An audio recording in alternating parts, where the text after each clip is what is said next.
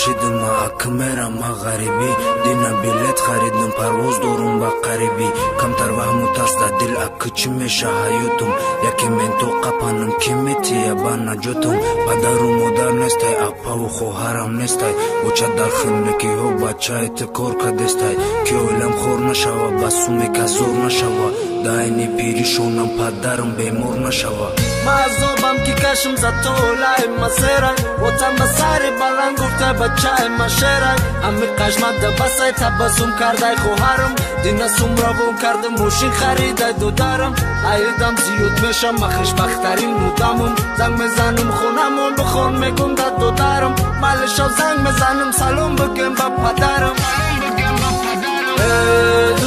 دنیا تو فقط ظلم و عذابم دادی غریبی تن و جسم و حیاتم را سوزاندی من تنها از این دنیا بذارم و دلگیرم به خدا عزیزم رو میبردن من میمیرم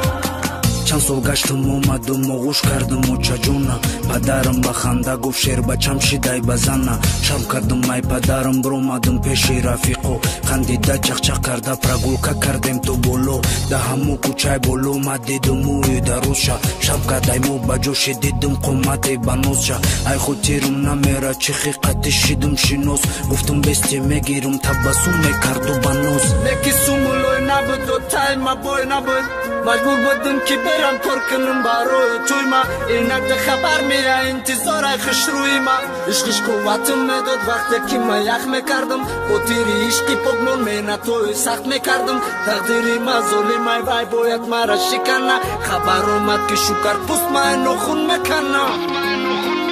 ای دنیا تو فقط ظلم و عذابم دادی غریبی تن و جسم و حیاتم را سوزاندی من تنها از این دنیا بذارم و دلگیرم به خدا عزیزم رو میبردن من میمیرم